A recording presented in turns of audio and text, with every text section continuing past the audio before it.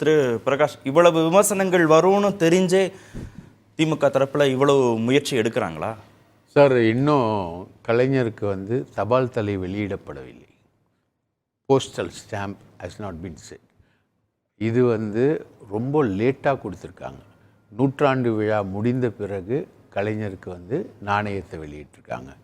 இது மத்திய உள்துறை அமைச்சகம் டிசைட் பண்ணி சொல்லியிருக்காங்க. பிரைம் மினிஸ்டர் கலைஞரை பாராட்டி பேசியிருக்கார். இதெல்லாம் தெரியும். கலைஞர்ன்றது திமுகவை பொறுத்தவரை, ஒரு பத்திரிகையாளராக என்னை பொறுத்தவரை கூட கலைஞர்ன்ற ஒரு பர்சனாலிட்டி அபோவ் ஆல் பார்டர்ஸ் அப்படின்னு சொல்லுவாங்க. எல்லா எல்லையும் கடந்த உழைப்பால் தன்னோட பொழுதை வென்ற ஒரு மிகப்பெரிய பத்திரிகையாளர். அப்படி தான் நான் அவரை பார்க்குறேன்.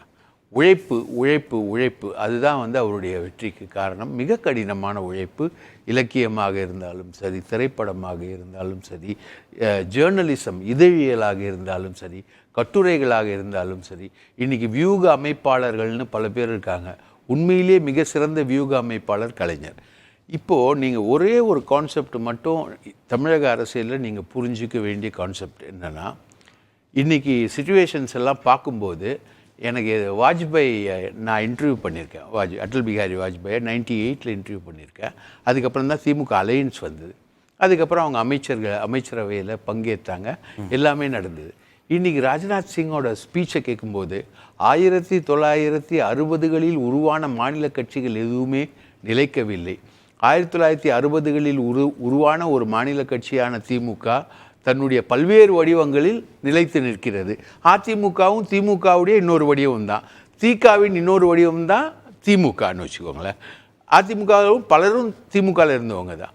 ஸோ அந்த உழைப்பை, அந்த விஷயங்களை அவர் பாராட்டுறார். இந்த பாலிட்டிக்கல் மூவ் இப்போ நீங்கள் பார்த்தீங்கன்னா, அதிமுக மூவ் ஆகாமல் திமுக என்றைக்குமே மூவ் ஆகாது. இப்போ ஒரு கேள்வி, பாஜகவை நோக்கி தமிழக அரசியல் மூவ் அன்னைக்கு அலையன்ஸுக்கு ஏன் போடுறாங்க அப்படின்னா, ஜெயலலிதா வீட்டில் அவங்க பட்ட விஷயங்கள், அவமானங்கள், ஜஸ்வந்த் சிங் உட்பட பலர் பட்ட அவமானங்கள். பிரிஜேஷ் மிஸ்ரா அப்படின்னு ஒரு பிரதமர் அலுவலக செயலாளர் அறிக்கை கொடுத்தா, இங்கேருந்து மகாலிங்கம் பேரில் அறிக்கை வந்தது. அதெல்லாம் நாங்கள் பார்த்தோம் அந்த பீரியடில்.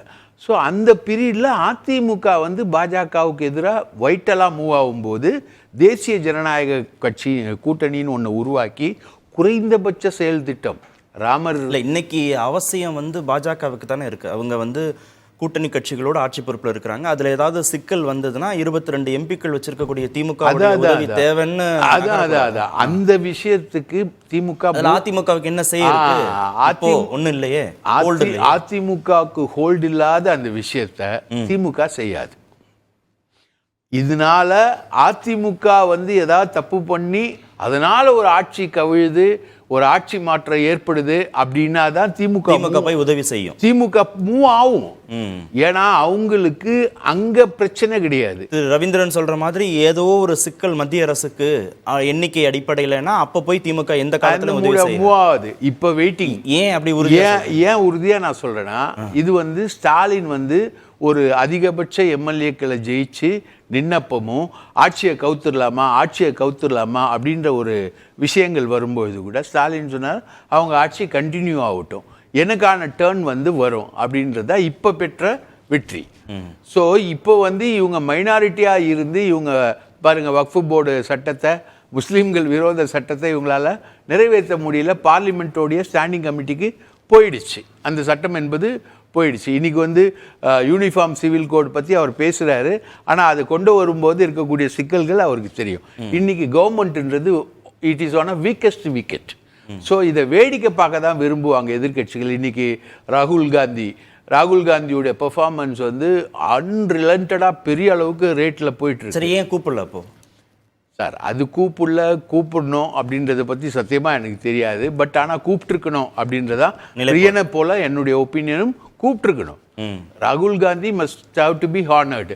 ஏன்னா அவர் உங்களை சொந்த சகோதரர்னு கூப்பிட்டார். இல்லை, ராகுல் காந்தியை நிகழ்ச்சிக்கு அழைக்காம திமுக தவிர்த்திருப்பதன் மூலமாக ஏதாவது ஒரு செய்தியை சொல்லுது? அதெல்லாம் சொல்லலை. அதெல்லாம் நீங்கள் அந்த கால்குலேஷன்ஸ்குள்ளெல்லாம் போக முடியாது.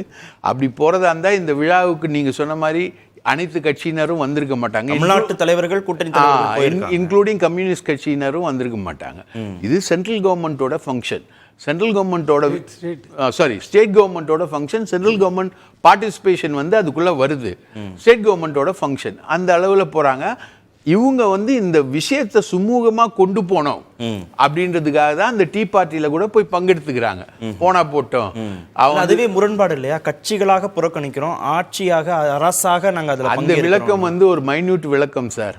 அந்த விளக்கத்தில் வந்து எந்த பற்றும் கிடையாது. அது வேணா கூட்டணி விஷயங்களுக்குள்ள முரண்பாடுகளை உருவாக்கணுன்ற வியாக்கியானங்கள் இருக்கிறவங்க அதை சொல்லலாம்.